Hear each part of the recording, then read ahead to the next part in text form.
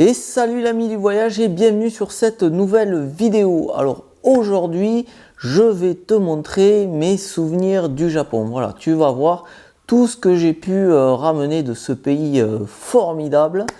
Et tu vas voir, j'ai gardé beaucoup de choses, j'ai gardé tout et n'importe quoi parce qu'il faut dire que le Japon, voilà, c'était mon tout premier voyage et c'était un peu le voyage de mes rêves. Du coup, j'ai vraiment ramené tout et n'importe quoi et tu vas voir ça tout de suite. Alors si ça t'intéresse, j'ai fait plein de vidéos qui parlent de mon voyage au Japon, voilà, où je parle de mes souvenirs du Japon, les petites aventures, les anecdotes qui me sont arrivées. Voilà, tu peux aller voir les vidéos sur ma chaîne. Alors j'ai tout mis dans un classeur photo, tu vois, qui est là. Et donc en fait, voilà, je vais prendre la caméra à la main et je vais te montrer tout ça, tout ce que j'ai pu garder. Et encore une fois, tu vas voir, il y a vraiment tout et n'importe quoi. Allez, c'est parti, on commence. Donc première page, alors ça, c'est un guide des Kumano Kodo. Alors les Kumano Kodo, comme c'est écrit là en anglais, ce sont des chemins de pèlerins en fait, un peu comme Saint-Jacques de Compostelle. Et donc voilà, j'avais marché un peu, j'en avais fait quelques-uns, j'étais allé visiter des sanctuaires. Et donc tu vois, il y a un peu de tout. Hop. Donc les plans et tout, voilà. Tout simplement, hein, j'ai gardé ça. Le temps de trajet, etc., etc. Donc voilà. C'était des petits, voilà, des petites randos que j'avais faites comme ça et c'était sympa, c'est en pleine nature. C'est pas très visité par les touristes occidentaux. Voilà, c'est, je dirais pas que c'est du sentier, du hors sentier battu, mais voilà, c'est un truc que les occidentaux ne font pas souvent. Ça sort vraiment du schéma touristique habituel, quoi. Mais bien sûr, il faut aussi avoir le temps pour le faire. Ensuite, voilà, ici j'ai quelques cartes postales de Kanazawa, tout simplement une des villes que j'avais visitées. Voilà, les cartes postales, je trouve que c'est pas mal à acheter. Voilà, quand t'es pas très doué en photo ou quoi, tu peux obtenir de bonnes photos. Bon, c'est pas toi qui les as faites, c'est sûr, mais ça fait de bons souvenirs, tu vois. Donc voilà, j'en ai pas mal. Hop, hop, hop. Puis en plus, c'est pas cher, hein, les cartes postales. Alors là, hop, tu vois, ce sont des geishas à Kyoto. Pareil, très belle photo. Ici, ça c'est intéressant. Donc bon, déjà, tu peux voir quelques pièces ici. Mais il y a aussi ce billet. Alors ce billet, tu vois, de 2000 yens. Attends, il y a un reflet, voilà, on le voit ici, 2000 yens. Alors ce billet de 2000 yens, en fait, je l'ai gardé. Pourquoi? Parce qu'il est très très rare. Alors il est très rare, pourquoi? Parce qu'il a très vite arrêté d'être produit, parce que ce billet, les Japonais ne l'aimaient pas pour plein de raisons, dont une qui est qu'il ne rentrait pas dans les distributeurs automatiques. Voilà, tu sais, au Japon, il y a beaucoup de distributeurs automatiques qui distribuent tout et n'importe quoi. Bon, des boissons, bien sûr, des snacks, mais aussi plein d'autres trucs, tout et n'importe quoi. Et donc, ces billets ne rentraient pas dans les machines à boissons, donc les Japonais ne l'aimaient pas beaucoup. Du coup, très vite, le gouvernement a arrêté de produire ce billet, donc il est devenu très très rare. Donc là, en fait, 2000 yens, normalement, en euros, ça fait 14,50 €. Et là, j'ai regardé avant de faire cette vidéo. Actuellement, ce vidéo est en vente sur les sites, on va dire, de monnaie pour les collectionneurs. Hein, vraiment un site professionnel, hein, c'est pas un particulier. Il est en vente à 34,80 €. Voilà, donc un billet de 14,50 € est passé à 34,80 € pour le moment. Donc voilà, je le garde. Peut-être qu'un jour ça vaudra beaucoup, beaucoup, beaucoup d'argent. On ne sait jamais. Je deviendrai peut-être riche grâce à ce billet, mais voilà, je l'ai gardé. Alors à l'époque, voilà, quand j'y étais, c'était je ne sais plus quand, je crois que c'était en 2015. Hein. Donc les Japonais n'aimaient pas trop ce billet, donc ils refilaient ces billets surtout à des touristes, quoi. Donc voilà, j'en étais un, donc boum, j'ai hérité de ce billet et je savais qu'il était assez rare, qu'il commençait à se raréfier. Donc je l'avais gardé. Voilà, ensuite on a cette page ici. Alors ça, ce sont pratiquement tous les billets de train que j'ai pu acheter quand j'étais au Japon. Voilà, j'ai pris pas mal de fois le Shinkansen, hein, qui est le train à grande vitesse. Et tu peux voir qu'ici j'ai le Japan Rail Pass.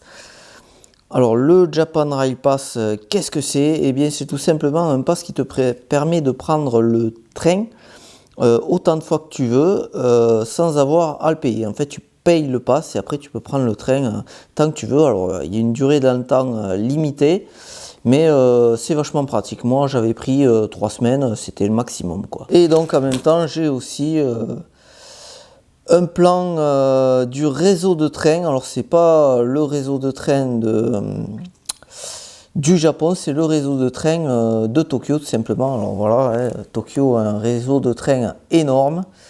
Donc ben voilà, j'ai gardé le plan, tout simplement. Voilà, ensuite j'ai ça aussi. Alors ça, c'est une pub pour un Med Café, voilà, qui était pas très loin de mon auberge, dans le quartier de Akihabara. Alors j'y suis allé et voilà, c'est un de mes meilleurs souvenirs. Ben, j'en parle dans une vidéo. J'avais rencontré 2 Japonais là-bas et tout, avec qui j'avais sympathisé. C'était vraiment un truc sympa. Bon, faut y aller avec du second degré parce que c'est un peu dingue. Là, tu vois, t'as une nana qui chante, par exemple. Bon, c'est assez spécial. Alors tu vois, il y a des plats rigolos. Alors par contre, ça coûte un bras, hein, tu vois. Là, on voit un petit nounours, tu vois. À manger, et il y a plein de trucs comme ça, voilà, avec ton riz, ils font des petits chats et tout. Alors voilà, ça coûte assez cher, mais c'est quand même un truc à faire, c'est un excellent souvenir. Et je me souviens, tu vois, hop, là j'ai une carte et il y avait une serveuse qui m'avait filé sa carte. Alors je sais pas du tout ce que c'est parce que je comprends pas ce qu'elle m'avait écrit, en fait, je sais pas si c'est son nom ou quoi. Et c'était une sorte de petite carte particulière, je sais pas trop à quoi ça servait. Donc voilà, ben, je l'ai gardé tout simplement. Voilà, ensuite ici un plan du mont Fuji. Alors tu vois, moi j'étais parti de vraiment tout en bas par là, hop. Et j'avais fait tout ce trajet là, tac tac tac, j'étais monté ici, parce qu'on appelle le Yoshida Trail ici, et ben, j'étais monté, mais j'étais pas arrivé jusqu'en haut.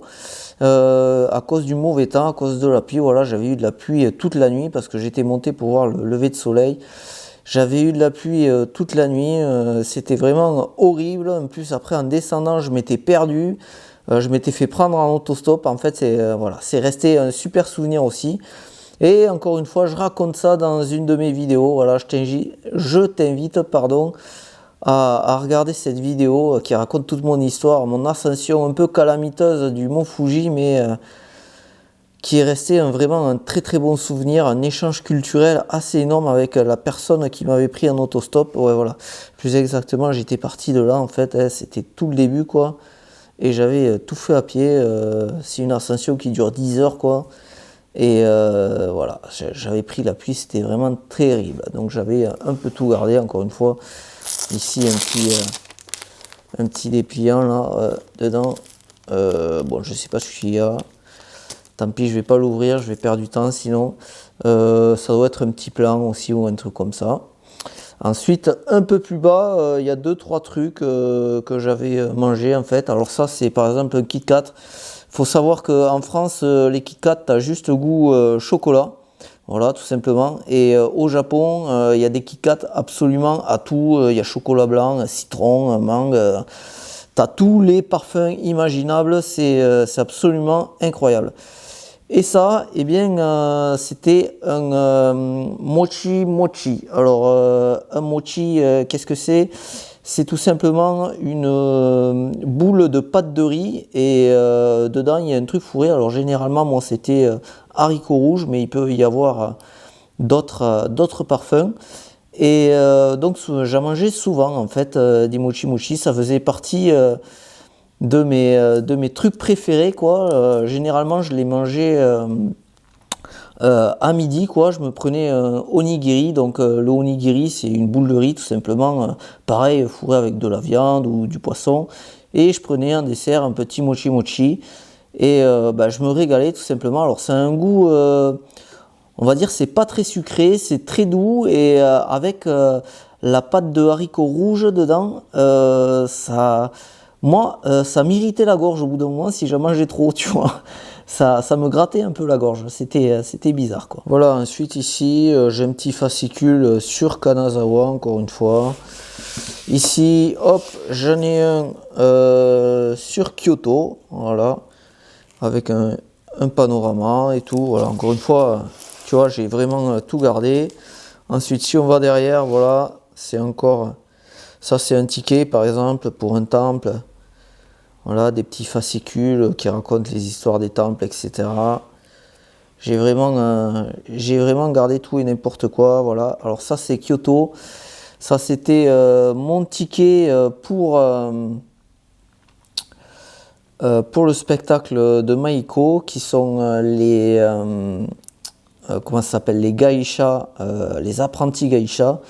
Et on peut voir que c'était 2500 yens, donc pratiquement ouais, 20 euros le billet. C'était quand même assez cher, mais ça valait le coup. Voilà, ici encore un petit dépliant, tu vois, sur le spectacle de Maiko, voilà, écrit en français cette fois, ça fait plaisir, qui raconte un peu voilà, l'histoire traditionnelle des geishas, ce qu'elles font, comment ça se passe, etc. Voilà, après encore un petit fascicule, un dépliant. Ici un ticket, je ne sais plus ce que c'est. Voilà, ensuite ici on a le temple d'or de Kyoto. Voilà, un super temple, c'est un des passages obligés à Kyoto. Et ensuite sur l'autre page, alors là on a deux trucs très intéressants. Tu vois, j'ai fait une vidéo justement qui parle de Kyoto quand je vais au Med Café, et où j'ai rencontré deux personnes. Et donc ces deux personnes me donnent leur nom, et il y en a un qui s'appelle Go Suzuki. Et au début je ne croyais pas qu'il s'appelait Go Suzuki, parce que je trouvais que ça faisait un peu slogan pour la marque de moto, tu vois, Go Suzuki. Et en fait le gars m'a tendu sa carte, et son collègue aussi, et effectivement il s'appelait Go Suzuki. Voilà, on a son nom ici, tu vois, G Suzuki. Et donc voilà, ils m'avaient donné leur carte comme ça, et je les ai gardées parce que voilà, encore une fois, j'avais passé une très très bonne soirée, et c'est un très très bon souvenir. Voilà, ensuite il y a encore d'autres tickets tout partout. Ça c'est le Bouddha géant de Kamakura aussi, parce que c'est à côté de Tokyo.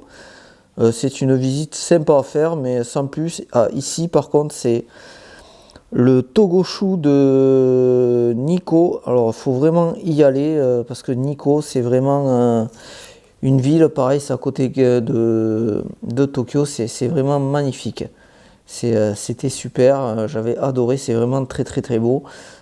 Ici en fait c'est un ticket pour l'aquarium de Kyoto en fait. L'aquarium de Kyoto qui était voilà, en fait je m'étais offert ça pour mon anniversaire, quoi, tout simplement. Voilà. J'étais allé à l'aquarium, bon c'est pas forcément mon truc, mais là j'avais envie d'y aller, donc j'étais allé à l'aquarium pour mon anniversaire. Voilà, ensuite d'autres fascicules dépliants. Voilà, là c'est le château de Nijo. Ici c'est un plan touristique de Kanazawa, comme c'est écrit ici, tu vois. Voilà, tout ce qu'il y a à voir à Kanazawa. Kanazawa qui est une ville, on va dire féodale, très intéressante, où il y a un des plus beaux parcs du Japon. Ensuite, qu'est-ce qu'on a? Ici, c'est le plan du métro de Tokyo.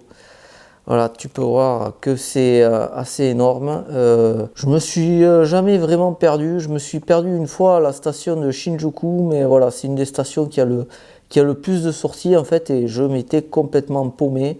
En plus, c'était à l'heure de pointe, et je te jure qu'il y a vraiment beaucoup de monde. Voilà, ensuite ici, un petit guide du métro de Tokyo. Alors c'est pratique, on te dit ce qu'il y a aux arrêts les plus connus, ce que tu peux voir, quoi, tout simplement. Voilà, ça c'était pour les souvenirs, on va dire, gratuits, quoi, les trucs que j'ai gardés, quoi. Et maintenant, bien sûr, j'ai aussi acheté des souvenirs. Alors j'ai acheté plein de figurines. Je vais pas m'embêter à te les montrer, je pense que ça t'intéresse pas vraiment de voir mes figurines. J'en avais acheté tellement en fait que j'avais été obligé d'acheter une autre valise pour pouvoir les ramener en France. Donc pour te dire, surtout j'en avais acheté une très très grosse, quoi, un truc introuvable en France, bien sûr. Là j'avais profité pour acheter cette figurine. Alors ça m'avait coûté un bras, bien sûr, mais j'ai jamais regretté et je regrette toujours pas. Mais à part les figurines, j'ai acheté d'autres choses. Alors qu'est-ce que j'ai acheté? Eh bien déjà, alors je l'avais déjà montré, j'ai acheté cette petite boîte. Voilà. Alors c'est une boîte à secret, c'est de la marqueterie. Voilà, c'est vraiment de l'artisanat japonais, 100% artisanat japonais. C'est un truc parfait. Et c'est une petite boîte à secret. Alors voilà, je vais te la montrer de plus près, je vais m'avancer. J'espère que ça va pas flouter. Non, ça va, ça se voit, on voit très bien, tu vois, c'est vraiment nickel. On voit pratiquement aucune démarcation. C'est vraiment très très joli. Alors celle-là est petite, hein, mais il y en a des beaucoup plus grosses. Hein. Là c'est magnifique, moi ça me fait rêver. Voilà. Et donc, comme je disais, celle-là est toute petite, mais il y en a des beaucoup plus grosses. Voilà, il y a vraiment des gros trucs. Alors pareil, hein, ça coûte un bras, mais je regrette pas. Alors pourquoi une boîte à secret? Parce que pour l'ouvrir, il faut trouver la combinaison. Il y a une combinaison pour ouvrir, tu vois. Tu l'as vu, je vais m'approcher encore une fois, pardon. Donc voilà, comme tu vois, il n'y a pas de système d'ouverture visible. Hein, on dirait juste un rectangle, mais pourtant c'est bien une boîte. Donc il faut faire une petite combinaison. Alors la petite combinaison sur celle-là, c'est hop, je trouve, voilà, je pousse ici. Après, je recule un peu le couvercle, tac, comme ça. Je repousse ici, hop, tu vois, ça s'ouvre. Et là, je peux enfin ouvrir ma petite boîte. Tu vois, il y a juste 3 combinaisons. Tu vois, c'est une petite boîte à secret, tout simplement. 3 combinaisons, hop, mais les plus grandes, elles peuvent avoir jusqu'à 20 combinaisons ou peut-être même plus. Et voilà. Et ça s'achète spécialement pardon, à Hakone, enfin dans la région d'Hakone. Alors tu peux en trouver ailleurs, mais c'est un peu plus compliqué. Et c'est vraiment une spécialité de la région d'Hakone. Hein. C'est une ville où tu peux voir des volcans. Alors moi, j'avais pas pu y aller au volcan, en tout cas, c'est une balade en téléphérique à faire. J'avais pas pu faire la balade en téléphérique parce que à cette époque-là, il y avait des fumerolles en fait, et c'était dangereux pour les touristes, donc je n'avais pas pu faire ma petite rando. Mais voilà, j'étais allé en fait à Hakone spécialement pour acheter cette boîte. Voilà, j'avais vu ça sur une chaîne YouTube, tu vois, et j'en voulais absolument une parce que je trouve ça vraiment magnifique et le travail d'artisanat est incroyable. Et voilà, j'y étais allé rien que pour ça. Et voilà, et j'ai acheté ma boîte. Et c'est d'ailleurs à Hakone que la vendeuse m'a filé un billet de 2000 yens, tu vois. J'y suis allé, non seulement j'ai eu ma boîte, mais en plus j'ai eu un billet de 2000 yens. Donc je suis content. Voilà, ensuite, qu'est-ce que j'ai ramené? Eh bien, j'ai ramené, voilà, ça fait partie des mangas. Voilà, je sais pas si tu connais One Piece, mais c'est le chapeau de Iken no Ace. Alors maintenant, ça se trouve aussi en France, hein, dans les conventions, les trucs comme ça. Mais à l'époque, quand j'y étais, des trucs comme ça, pour les avoir en France, c'était compliqué. Voilà, tu trouvais pas des trucs comme ça en France, très spécifiques. Des figurines, ouais, ça se trouvait, mais des chapeaux, c'était compliqué. Donc je l'ai acheté tout simplement parce que c'est un personnage que j'adore. Enfin, que j'adorais, je regarde plus trop One Piece, bon, ça tu t'en fous, mais c'est pas grave. Mais voilà, c'est un de mes souvenirs. Donc tout simplement, je l'ai acheté. Ensuite, hop, encore un truc de geek et d'otaku, voilà. Alors ça, il fallait absolument que je l'ai. Voilà, c'est le t-shirt Sangoku. C'est le truc obligé. Hein. Voilà, tu peux pas aller au Japon, être fan de Dragon Ball et pas ramener ton t-shirt. C'est impossible. Alors ça, je te garantis que quand tu arrives dans l'auberge de jeunesse, tout le monde l'a. Tout le monde là. Il y a un mec qui se ramène avec. Tout le monde lui dit, mais tu l'as acheté où? Le gars te donne exactement dans quel magasin il l'a trouvé.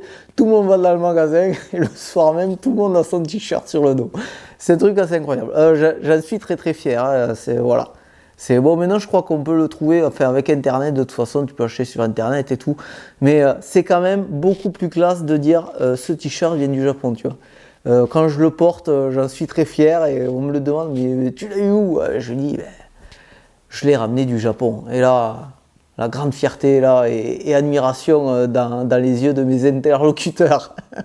Ensuite, une autre chose que j'ai ramené, alors là c'était les Kumano Kodo. J'ai acheté 7 choses au Kumano Kodo. C'est ce chapeau traditionnel, voilà le fameux chapeau en paille et en pointe là, voilà. Si tu regardes genre des films japonais ou même des animés japonais, c'est le truc traditionnel. Et donc pareil, j'en voulais absolument un. Je me suis dit, il faut absolument que je ramène ça du Japon avant que je parte, tu vois. Je m'étais dit ça et voilà. Donc j'en ai acheté un. Voilà, hop, je te le montre. Tac. Voilà, j'en suis très très fier aussi. J'ai l'air con, j'avoue, j'ai l'air un peu idiot, mais j'en étais très très fier. Et d'ailleurs, oula, j'ai les cheveux super bien coiffés. Allez hop, on remet le chapeau, voilà, ça sera un peu plus classe.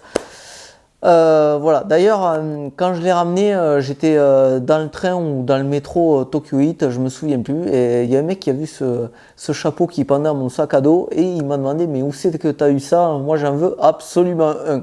Donc, je lui ai dit, écoute, j'ai eu vraiment perdu, parce que c'était au Kumano Kodo, voilà, j'ai trouvé ça dans la montagne, quoi, tout simplement. Après, je pense que à Tokyo, tu peux sans doute en trouver, hein, voilà, dans une boutique d'artisanat. À Tokyo, il y a tout.